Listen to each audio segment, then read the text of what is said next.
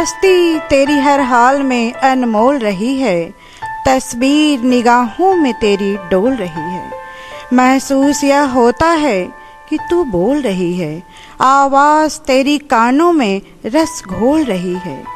खुशबू तेरी यादों की महकती ही रहेगी, सूरज की तरह तू भी चमकती ही रहेगी। यह सृजन पथ की एक जीवन गाथा है, एक ऐसी जीवन गाथा जिसके हर अध्याय के वर्क वर्क पर जिंदगी के उतार चढ़ाव की दास्तान है। इस सृजन पथ का राही पहाड़ से उतरती उस धारा की तरह है जो अपने मार्ग के चट्टानों से टकराती है और अवरोधों के पेचोखम को पार करती अपनी मंजिल की तरफ लगातार बढ़ती चली जाती है। यह है जनपद गाजीपुर की एक अजीम शख्सियत की अमर कहानी। हम उनके जीवन संघर्ष के अछूते प्रसंगों को सुने और गुने ताकि आने वाले कल के सुंदर भविष्य निर्माण के लिए नई नस्ल को सही दिशा, ऊर्जा और प्रेरणा हासिल हो। सईदा फैज़ का जन्म 9 जून 1925 ईस्वी में गोरखपुर के एक प्रतिष्ठित मुस्लिम परिवार में हुआ था। आपके 2 भाई और 5 बहनें थीं। आपकी प्रारंभिक शिक्षा घर के अलावा गोरखपुर तथा बस्ती में हुई। उसके बाद अलीगढ़ मुस्लिम यूनिवर्सिटी से BA, BT और उर्दू से MA किया और अपना जीवन 1948 ईस्वी में बस्ती के राजकीय बालिका कॉलेज में एक अध्यापिका के रूप में शुरू किया। आपकी माँ मरियम अधमी एक घरेलू महिला थीं और आपके पिता मोहम्मद सुलेमान अधमी एक मशहूर वकील के अलावा राष्ट्रभक्त कांग्रेसी थे। महात्मा गांधी के आह्वान पर जंग आज़ादी में कूद पड़े और 1921 ईस्वी में खिलाफत आंदोलन से जुड़े और उसके महासचिव रहे। 1922 ईस्वी में चौरी चौरा कांड के बाद देवदास गांधी और पंडित नेहरू के साथ जंग आज़ादी में एक सक्रिय भूमिका निभाई। 1940-41 के असहयोग आंदोलन में एक अहम शख्सियत बनकर उभरे, इसलिए उन्हें कई बार जेल भी जाना पड़ा। बस्ती की तहसील बाल विधानसभा क्षेत्र से लगातार 3 बार MLA भी रहे। सईदा फैज़ की शादी गाजीपुर के एक प्रतिष्ठित जमींदार शाह घराने में शाह अबुल फैज़ से 27 दिसंबर 1962 में हुई थी। सईदा अधमी से बेगम फैज़ बनकर कोठी अली असद मंजिल में दाखिल हुई थीं तो बागीचे में लगे गुलाब बेला जैसे खुशनुमा फूलों ने खुशबू बिखेर कर आपका स्वागत किया था। उनके शौहर इलाहाबाद हाई कोर्ट में एक अच्छे वकील के अलावा पंडित नेहरू के अच्छे दोस्तों में से थे। सन 1985 ईस्वी में राजकीय बालिका विद्यालय की प्रधानाचार्य के पद से सेवा मुक्त होने के बाद अपने पति शाह अबुल फैज़ के नाम पर शाह फैज़ पब्लिक स्कूल की बुनियाद सिर्फ 5 लड़कों और 2 अध्यापिकाओं पर रखी।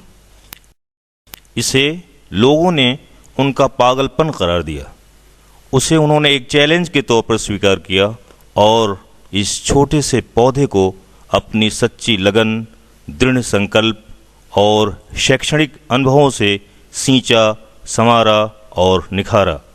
देखते ही देखते ये पौधा आज हमारे सामने एक बड़े पेड़ के रूप में 25 वर्ष से पल्लवित एवं पुष्पित हो रहा है। इसे 1999 ईस्वी में CBSE से हाई स्कूल की मान्यता मिली तथा कक्षा 12 की मान्यता 2001 ईस्वी में प्राप्त हुई।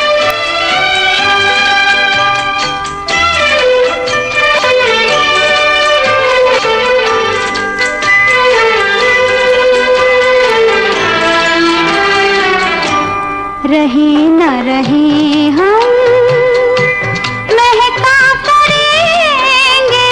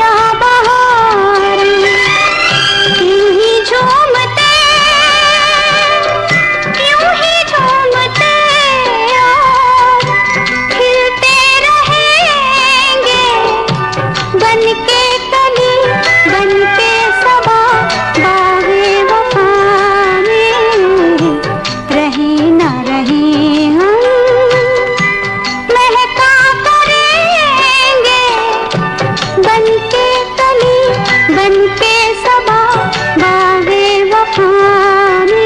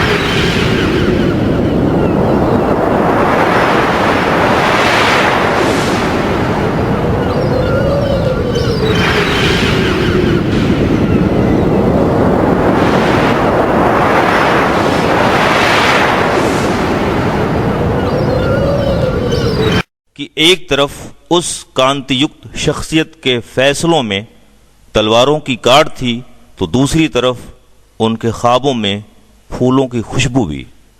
वह खुशबू, रोशनी, कौमी यकजहती की पहचान और वतन की असमत बनकर हमेशा हमारे बीच रहेंगी। उनका व्यक्तित्व हमारी नस्लों की रहनुमाई करता रहेगा। वह तामीर की रूह बनकर रहती दुनिया तक अमर रहेंगी।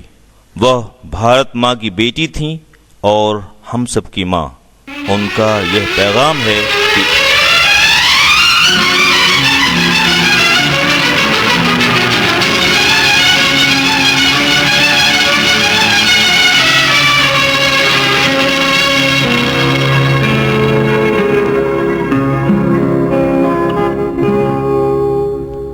जीना यहाँ मरना यहाँ इसके सिवा जाना कहाँ। जीना यहाँ मरना यहाँ इसके सिवा जाना कहाँ। जी चाहे जब हमको आवाज़ दो हम थे वहीं हम थे जहाँ अपने यहीं दोनों जहाँ इसके सिवा जाना कहाँ।